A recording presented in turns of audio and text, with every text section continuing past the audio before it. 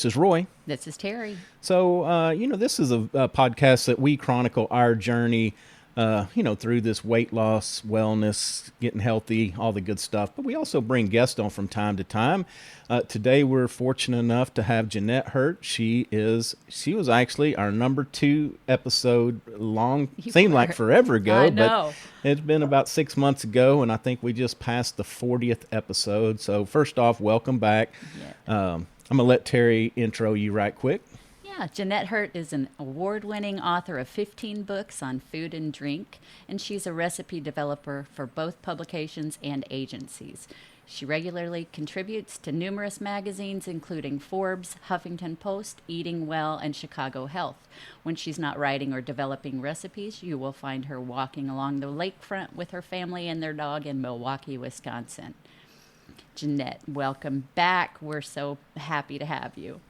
Well, thank you for having me. It was fun talking with you the first time, and I didn't realize I was your second guest, so I feel Yeah. really honored. Yeah. Were. And we talked about your cauliflower book last time, and this time you have a new book, the unofficial ALDI Cookbook. That is awesome. Well, I'm very excited about that. I've been a long time Aldi shopper. I grew up with a mom who shopped at Aldi back in the days when the stores didn't have much lighting and the generic brands were just bland looking on the shelves. Yeah. And the produce section was pretty sad with a couple of slimy heads of iceberg lettuce. Oh, yum. But, but now, of course, Aldi has changed.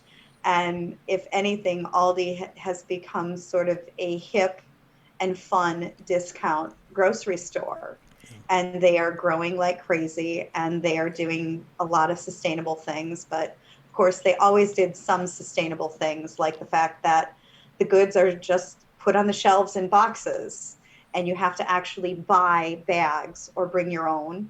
Or what I think is ingenious, some Aldi nerds actually just bring laundry baskets.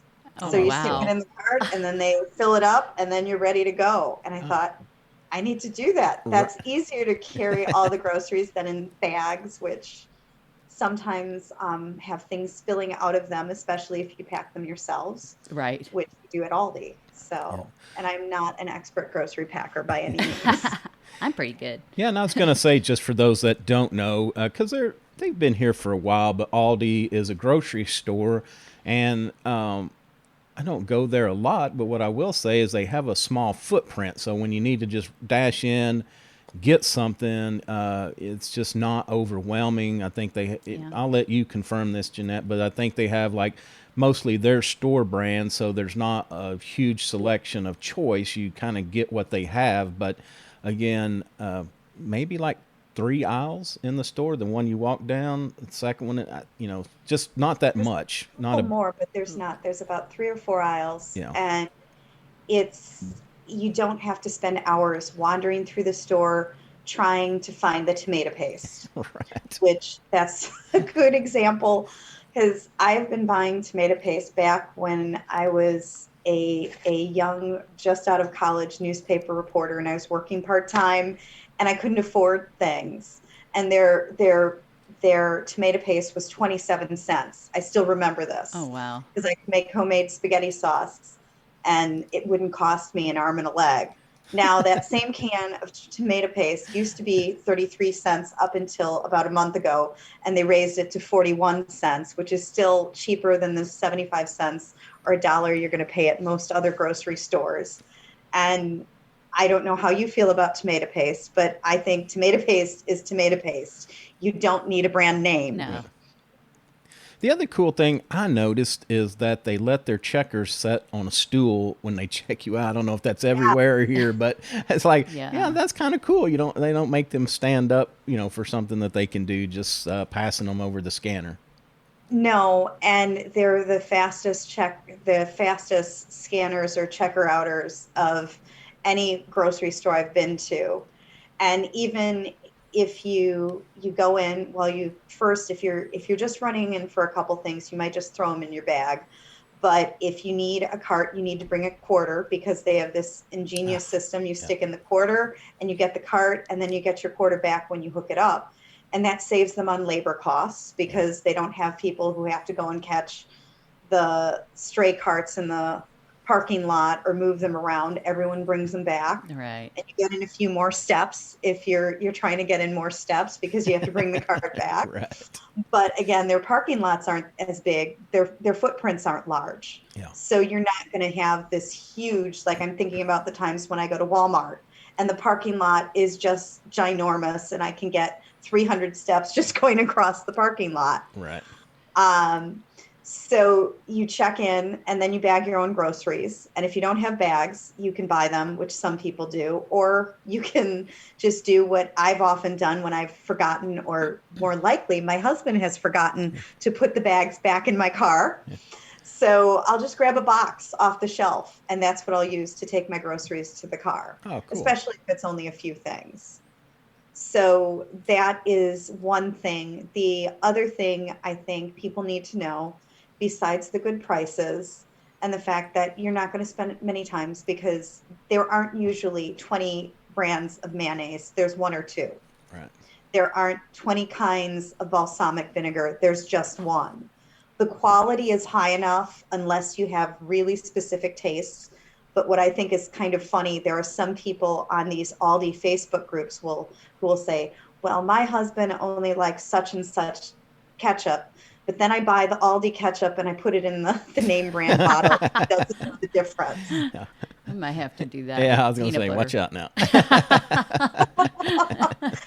So there's that. But then, of course, there's the AOS, their aisle of specials, or as people call it, the aisle of shame, which is sort of a shame on you if you don't go there. You wanted, I could take you on a tour of my house of the things I got in the AOS aisle, including most recently for my son's birthday, a waffle maker, which cost me $26. And it's the nicest waffle maker I've had. I've had other ones, but this one is fantastic. Wow. And that was just a recent thing, but I've seen espresso machines. I've gotten a bathing suit there. That was actually one of my favorite bathing suits. Oh gosh. Just unusual things that are food or home goods, but they're kind of fun. And usually around the beginning of the year, you'll find fitness equipment. Now the fitness equipment is mostly sold out, but you might find a few things that didn't sell at reduced prices. Around Christmas, starting in November, they will have their Advent wine calendars, which sell out really fast. They also have Advent cheese calendars. So a cheese a day for 25 days. Oh my gosh. Little tiny ones. And they've had things like 10 days of sparkling wine after Christmas, or things like that as well. And those are, they're fun. We need to go back there. I mean, I can tell you, I've probably only been in there about 5 times. I know that it's changed. We just get set in our ways and, go to the same place. Yeah. You don't think about it. And there are frequent conversations on ALDI Facebook groups and other social media groups about, well, what are the things you wish ALDI had? Or sometimes they'll have special things, like, for example, my son absolutely adores seaweed chips. And they're only there, maybe once a year. So you buy them up, but they're, instead of $1 a tiny package, they're $1 for 3. Ah. And wow. So you buy them up. But so sometimes you can't get things there. Like you can always get certain things at your regular grocery store. Yeah. Now, that's one thing about my cookbook. You can make every single recipe with just going to an ALDI. And there are some things, like I'll say, for example, my pot roast soup, it tastes better if you add some fresh herbs. ALDI only sells fresh cilantro. Maybe once in a while they'll sell other fresh herbs, but not really. They do have a good substitute of herbs in a tube, which are, I think, the next best thing. Yeah. But if you want fresh rosemary or fresh thyme, you're not going to get it at ALDI. So there are some things that you can't get. But for everyday basic cooking and everyday basic needs, Kleenex for 75 cents a box. Wow. Or not Kleenex, it's facial tissue. Tissue. It Yeah. is not the name brand of Kleenex, Right. unless it's a special item, which they Right. sometimes have. But I don't need name brand facial tissue. So I just was going to ask: is the inventory consistent from store to store? Or are they like we have some stores down here that each one may vary a little bit different what you're going to walk in and find? It's pretty consistent. There is Okay. some variation. I've seen Hellman's mayonnaise in some Aldi stores, and I've seen Duke's in others, but their name brand is Berman's. And I'm not sure what the difference is. I probably need to buy all three and taste it Test, Do a individually taste to test. actually see. But so there is some things like that. And I don't often shop in Aldi's outside of my state. I've shopped a lot in Wisconsin, and my family's down in Illinois, so I've shopped there. And my parents have a condo down in Florida, so I've shopped in one Aldi there. Okay. But I can't, like, for example, I know every Aldi will have a good cheese selection. Now that changes. There are some that I've noticed are not specials. Like, you can get imported Spanish Manchego cheese, and it's there year round. Right. But you might not get Irish cheddar. You only get it usually starting in February through March, and maybe a little bit of April around St. Patrick's Day. So that's a ringing endorsement from not only somebody from Wisconsin, but also somebody that's written 3 books on cheese. That Yeah. when Yeah. you say that Are they the have a good cheese selection of expert. cheese, then Yes. they have a good They selection of cheese. do. They do. I've found things like 1,000-day Gouda from the Netherlands, Oh my and gosh. that was a special, or Car Valley Fontina cheese and things like that. I want cheese. So now, you know, of course, one of your latest books was the Wisconsin cocktails. In the last time that we talked, you had just released the cauliflower comfort food, which is awesome because we definitely try to do more with cauliflower, getting away from rice and just trying to make it a staple of my diet.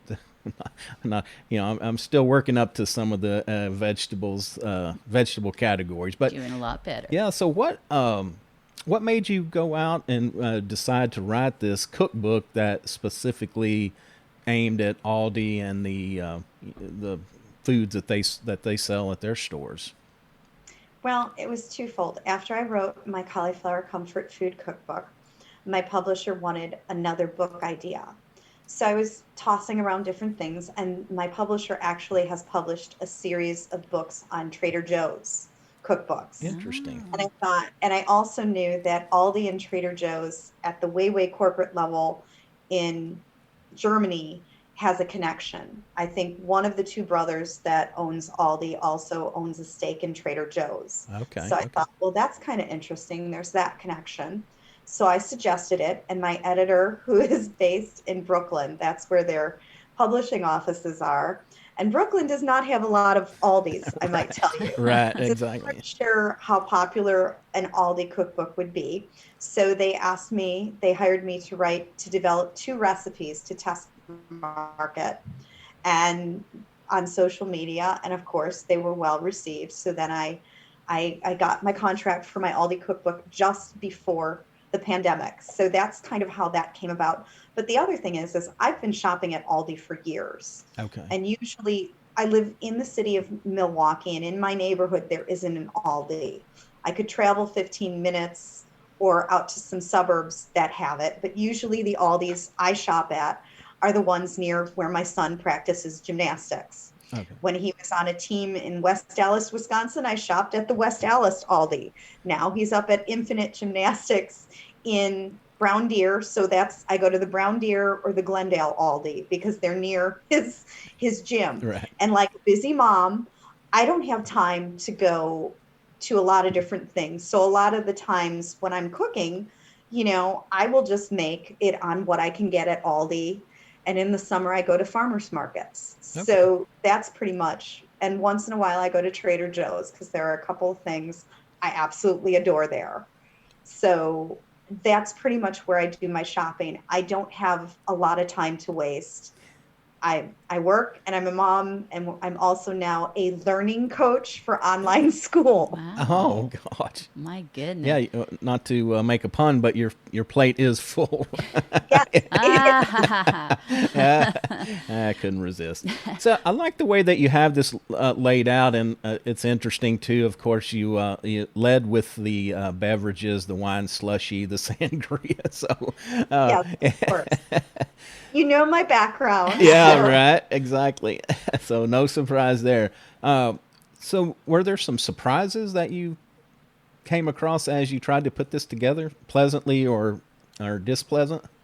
there were definitely some surprises because I looked at some of the things were recipes that I've been making for my family for years, like the roasted asparagus. I have done different versions of roasted asparagus for years. And since we're entering spring and asparagus is in season, I definitely recommend that recipe. And if you're Okay. trying to get more vegetables in your diet, it's the most delicious asparagus, in Okay. my opinion.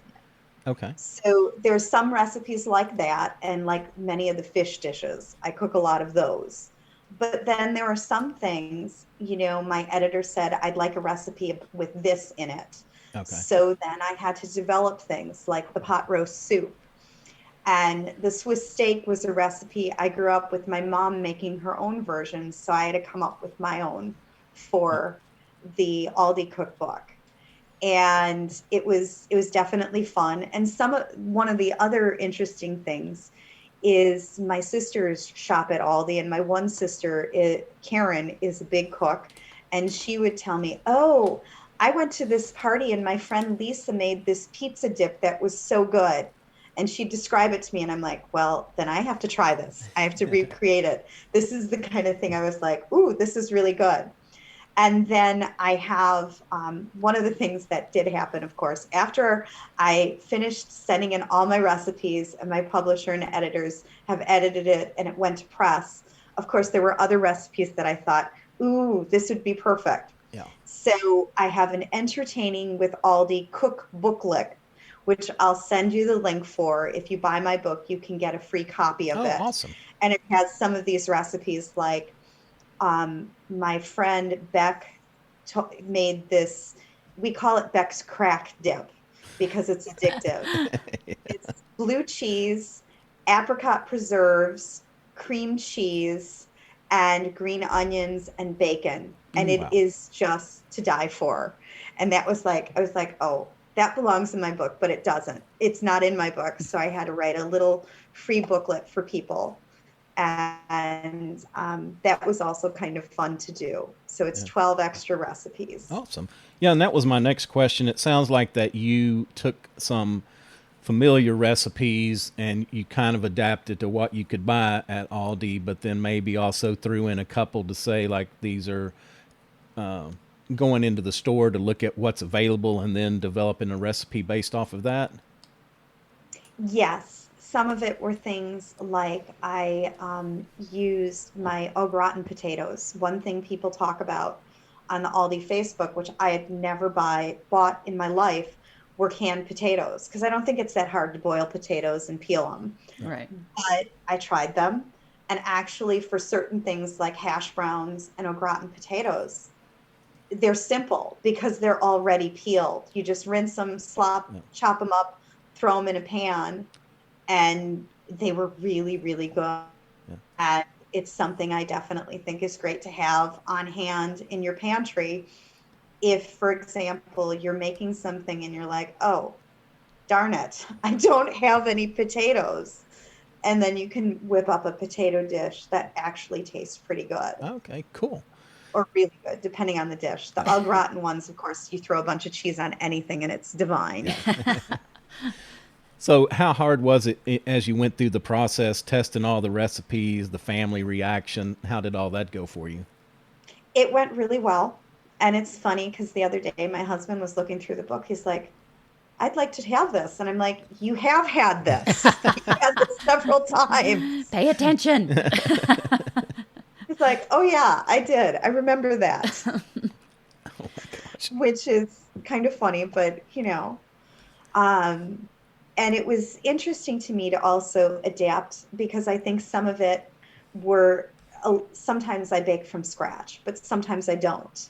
And I know a lot of people who shop at Aldi, you don't have a lot of time. And some of these recipes, like the cake mix sugar cookies, are for things like when it's 9 o'clock at night and your child reminds you that you have to bring the treats for scouts Oh, Yeah. or practice or whatever.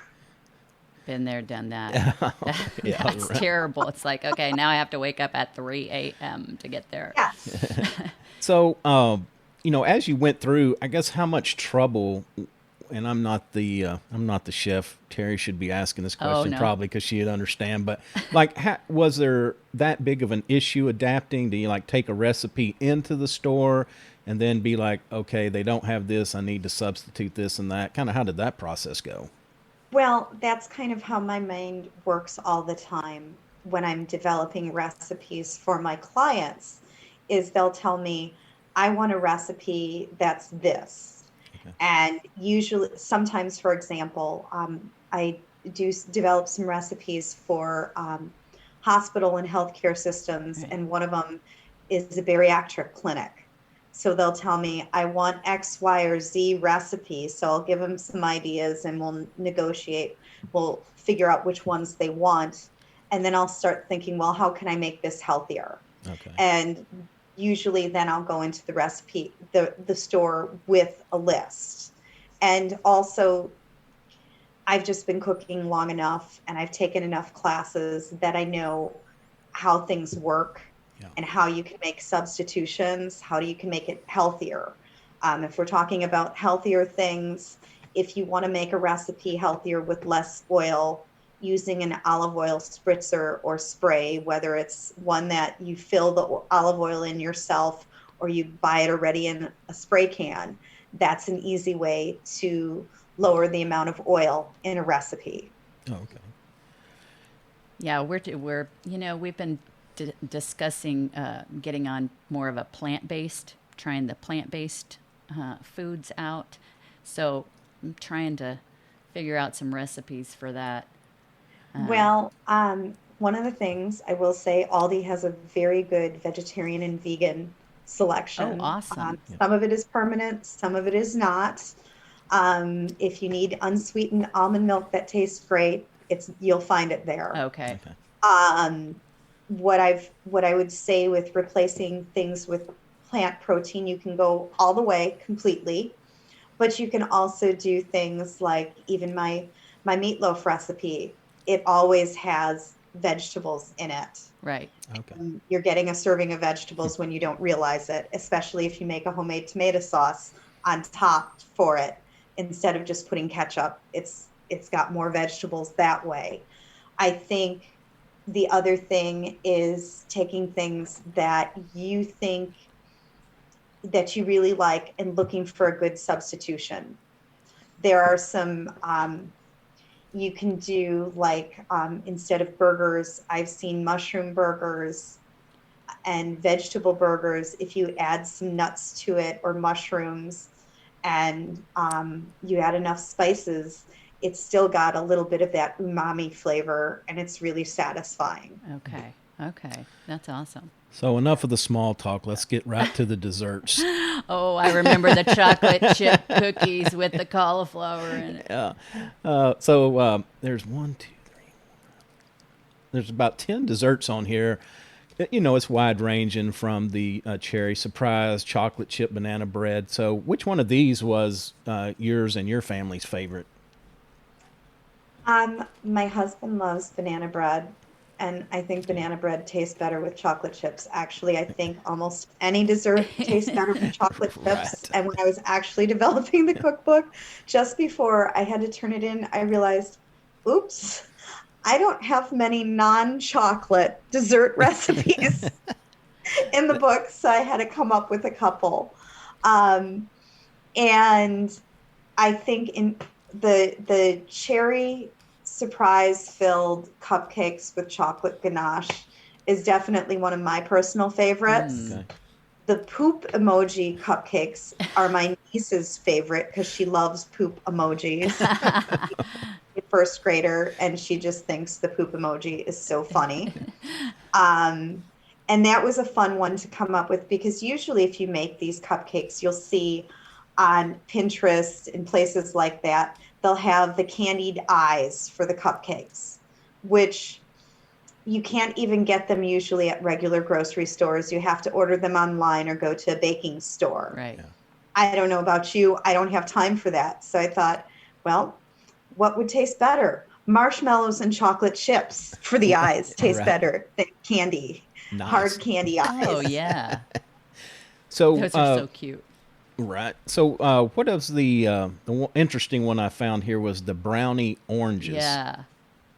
Oh, that one is so good. And it takes time. And I adapted a recipe that I had found a safari company in Africa does out on safari. They grill them. They make them and they grill them in the fires in their camps. And I thought, well, you can do that in your oven and it's easier than doing it on a safari camp. Right. And it's so good. And I love chocolate and orange. And I think there's a note that says you can add some orange liqueur like Grand Marnier, which you can't get at Aldi right now, Yeah. but you might have it in your liquor cabinet at home.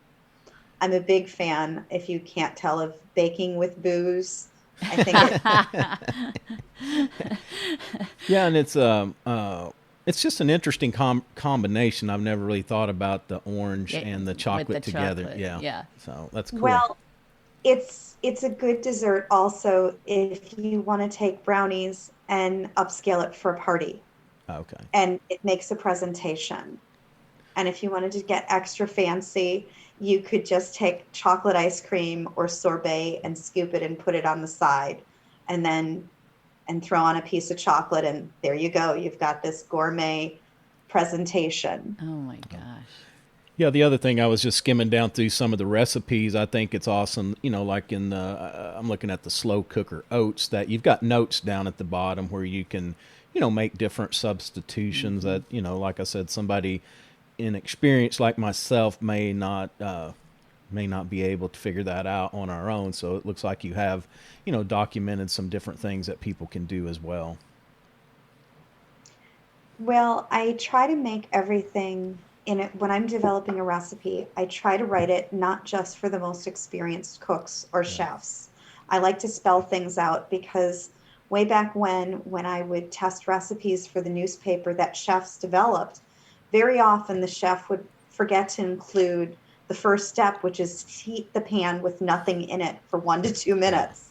Yeah. Because if you want to get a proper sear on meat or fish, or if you want to caramelize vegetables, if you don't heat it up first, you're going to end up with a mistake, which is what happened to me when I was testing a caramelized Brussels sprouts recipe, and the chef didn't include that step when I was more of a novice cook. And I ended up, instead of caramelized Brussels sprouts, I had burnt Brussels Charred. sprouts, which does not smell good in your kitchen. No, that doesn't smell I good. think that is one takeaway that we have That's what I was put gonna into say. practice since we talked to you last, is we have started heating our pan before we put butter, oil, or anything like that. Just one of those little tricks I never ever thought about. Yeah.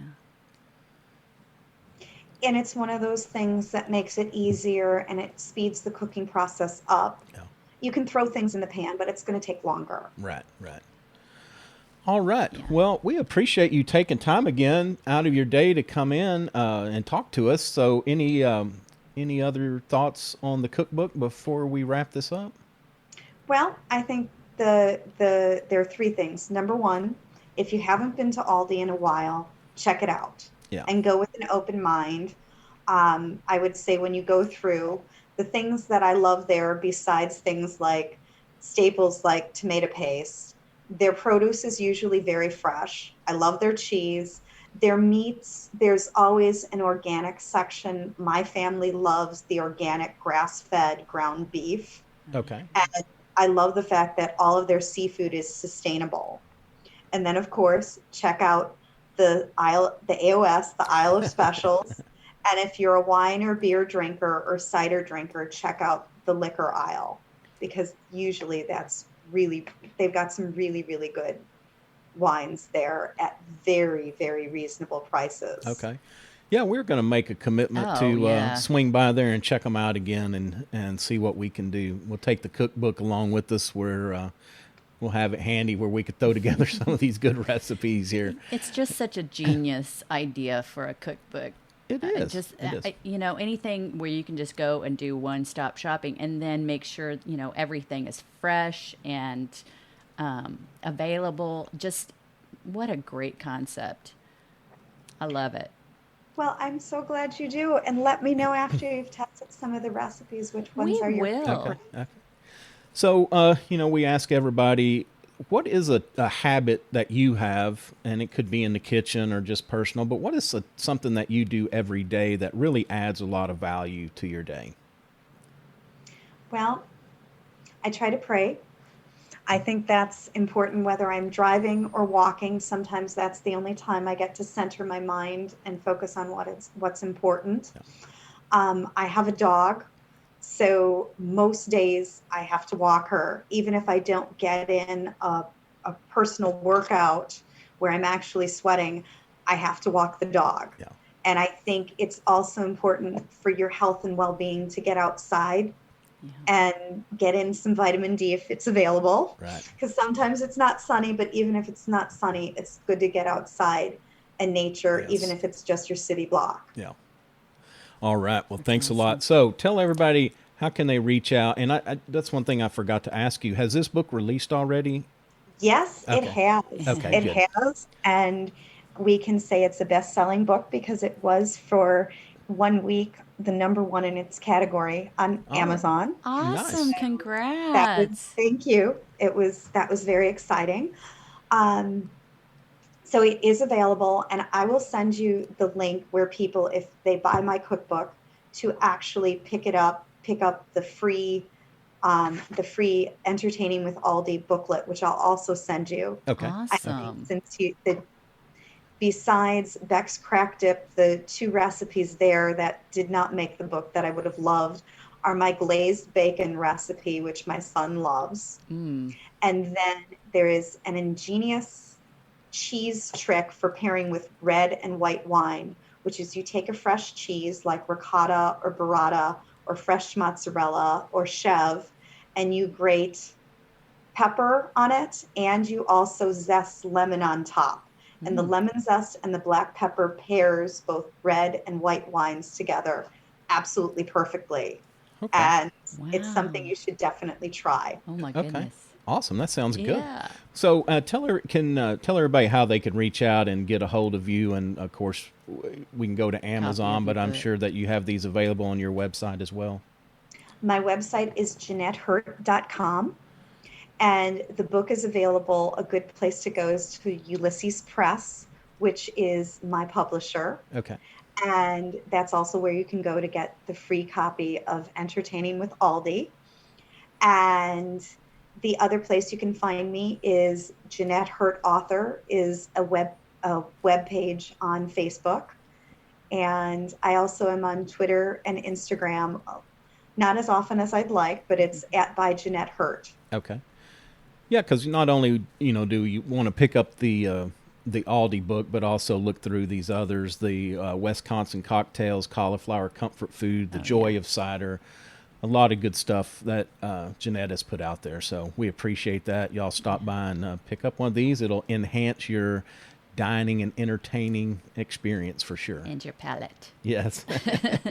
All right. Well, that's going to do it for another episode of Feeding Fatty. Of course, I am Roy. I'm Terry. Jeanette, thank you so much.